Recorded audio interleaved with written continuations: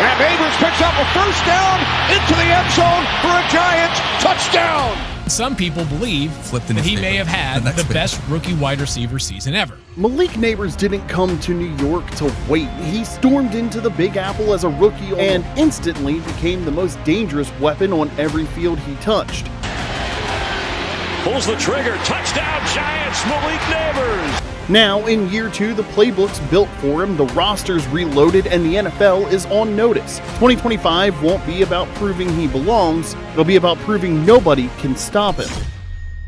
At LSU, Malik Nabers was flat out unguardable, blending 4.35 speed, footwork cold enough to freeze defenders, and body control that let him dominate at the catch point. And Malik Nabers is taking it to the house. Touchdown, Tigers. In 2023, he ripped through the SEC with 89 catches, 1,569 yards, and 14 touchdowns, averaging 120 yards per game. Let me repeat that. He averaged 120.7 receiving yards per game. That's mental. He also led the nation in explosive plays and routinely hauled in passes under pressure like it was 7-on-7. And he did it outside 1-on-1 against future pros every week. In April, the Giants made Nabers the number 6 overall pick, bringing a franchise-changing talent to a team in complete disarray. New York's season became a 17-game-long Greek tragedy in which they were lucky to go 3-14. While head coach Brian Daboll cycled through 4 different quarterbacks, Nabers was the one constant. Daniel Jones, Drew Lock, Tommy DeVito, and Tim Boyle all threw to him, but it didn't matter who was under center. Nabers was getting open and making plays. And here's the crazy part. He did all of this while battling through injuries that would have sidelined most rookies. A concussion cost him 2 games in October, and he played through nagging bumps and bruises that had him questionable on injury reports week after week. Despite missing those games and playing hurt, Nabers still managed to break the Giants' single-season reception record with 109 catches, and his 1,204 receiving yards ranked 9th all-time in franchise history, just behind Victor Cruz and Amani Toomer.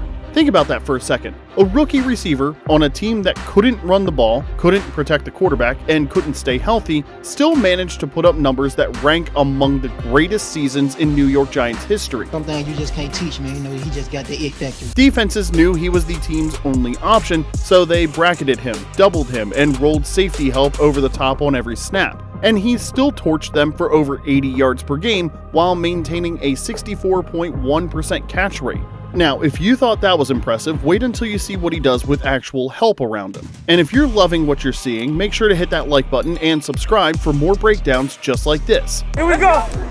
Here we go! Everything has changed in East Rutherford for 2025. The Giants looked at their 2024 disaster and decided to build around one player who actually showed up. At quarterback, they added veteran leadership with Russell Wilson and Jameis Winston. Wilson brings the steady hand and championship experience, while Winston provides the gunslinger mentality that can push the ball downfield to a receiver like Nabers. Behind them, the Giants drafted Cam Scatabo, a physical running back who can take pressure off the passing game. Last season, they relied on rookie Tyrone Tracy and a mediocre ground attack that ranked 23rd in the league.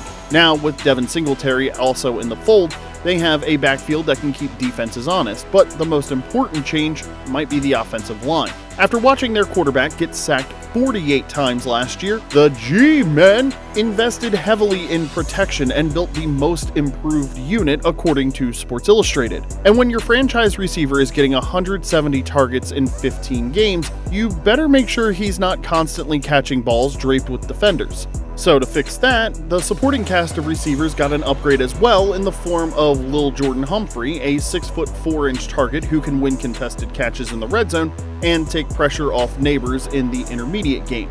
With veterans Darius Slayton and Wan'Dale Robinson, who combined for over 1,200 yards in 2024, this suddenly becomes a receiving core to keep an eye on. Because for the first time since he's been in the league, Nabers won't be the only weapon opposing defenses have to worry about. In 2024, he had to create separation against double teams and safety help on nearly every snap. This season, offensive coordinator Mike Kafka plans to utilize more motion and pick plays to create situations for Malik to capitalize on his speed and route running in space. So expect Nabers to see more single coverage, clean releases, and the kind of opportunities that turn elite receivers into superstars. The Giants reset their entire offensive philosophy around one simple idea: get the ball to number one and let him do the rest. I think he can run the ball. Truthfully, great run after the catch. Now, if you had Malik Nabers on your fantasy team last season, you were way ahead of the curve. If you didn't, you spent the entire year kicking yourself for passing on him. As a rookie, Nabers went off the board at wide receiver 24 and finished as the wide receiver 6 in PPR leagues with 274.4 fantasy points. His 109 receptions ranked third in the entire NFL among wide receivers, behind only Jamar Chase and Amon-Ra St. Brown. For a rookie on a terrible team, those numbers are absolutely insane. But here's the stat that shows just how dominant he was. Nabers earned more expected fantasy points than any rookie wide receiver since 2000. Expected fantasy points measure how many points a player should have scored based on his target share, air yards, and red zone looks. Basically, it tells you if a guy was lucky or actually that good. Nabers was just that damn good. His 18.3 fantasy points per game ranked ahead of stars like CeeDee Lamb, Nico Collins, and A.J. Brown. And he managed all of that while missing 2 games, playing through injuries, and seeing 4 different quarterbacks fumble through the rotation. The crown jewel of Nabers' rookie season came in Week 17 against Indianapolis when he exploded for 7 catches, 171 yards, and 2 touchdowns. Malik Nabers is in a great spot this year. With a better quarterback situation, an improved offensive line, and more weapons around him, Nabers is set up for the kind of breakout sophomore season that puts him in the conversation with the very best receivers in the game. He's not a sleeper pick anymore. He's not even a breakout candidate. He's just the latest superstar to come out of Baton Rouge and immediately take over as wide receiver 1 on an NFL roster. Malik's one of them.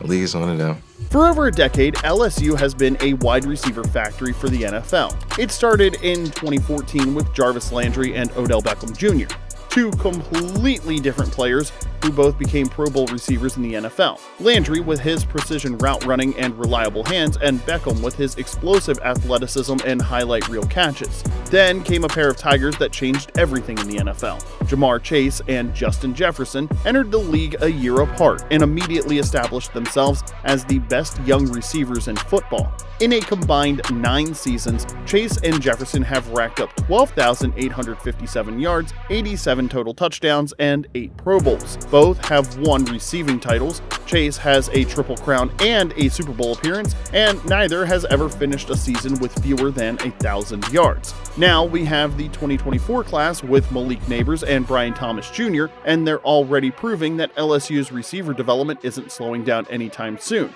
Now, looking at their rookie seasons, the numbers are staggering. In their first seasons, Odell Beckham Jr. had 91 catches, Jamar Chase had 81, and Justin Jefferson had 88. Nabers blew them all out of the water with 109, and the yardage numbers tell a similar story. Nabers' 1,204 yards ranked 4th among LSU receivers in their rookie seasons, behind only Jefferson's 1,400, Beckham's 1,305, and Chase's 1,455. Not bad company for a guy playing with backup quarterbacks on a 3-14 team. But what makes this LSU group special isn't just individual success, it's how they're changing the way the entire league thinks about the receiver position. Chase and Jefferson are constantly pushing each other, trading big games and bigger numbers through a friendly rivalry built on outdoing each other every Sunday. Now, Nabers and Brian Thomas Jr. have the potential to create that same dynamic.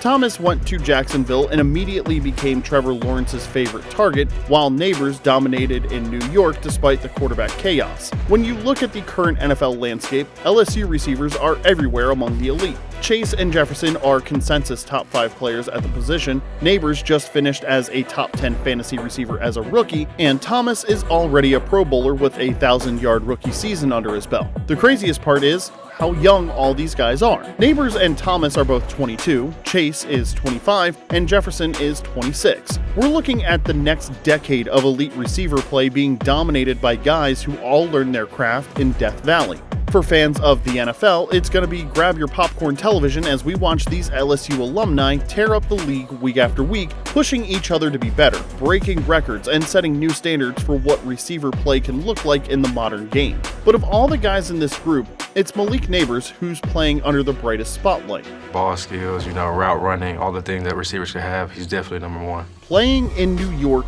isn't for everyone. The media is relentless, the fans are demanding, and the pressure to perform is unlike anywhere else in the NFL. Some rookies crumble under that spotlight, but Malik Nabers absolutely thrived in it. Think about what he walked into. A franchise coming off back-to-back losing seasons, a quarterback situation that was already shaky, and the weight of being the highest drafted skill position player the Giants had selected in years. The New York media was ready to pounce on any sign of struggle, any hint that he wasn't worth the 6th overall pick. Instead, Nabers handled it like a veteran from day one. He showed up to every interview with confidence, backed up every bold statement with production on the field, and never once seemed overwhelmed by the magnitude of playing receiver for the New York Giants. That mental toughness is rare, especially for a 21-year-old rookie, but it's exactly what you need to survive and thrive in a market like New York. And now, going into his second season, that experience is going to be invaluable because the Giants are still a young team trying to find their identity. Nabers is emerging as the leader of that process. He wants the ball, the spotlight, and most importantly, wants to prove that his rookie season was only the beginning. Coming into year 2, Malik isn't just confident, he's hungry. He knows the potential is there for something special. Better quarterback play, better protection, and better weapons around him. All of that adds up to a player who's ready to take that next step from promising rookie to legitimate superstar. The Giants have given Malik Nabers every tool he needs to succeed. Now it's up to him to prove he's not just another talented receiver who had one good year. Fortunately, he won't have to do it all by himself, and that's terrifying news for every defense in the league. Because if he could break franchise records while being the only weapon on a terrible team, imagine what he's going to do when he's just one piece of a legitimate offense. So, here's the question. Is Nabers already a top 5 receiver in the league, or is he still just scratching the surface of what he can become? Drop your take in the comments section below, and if you want more breakdowns of the players who are changing the game, hit that subscribe button and stay locked in with Snap Count, because like Malik Nabers, we're just getting started.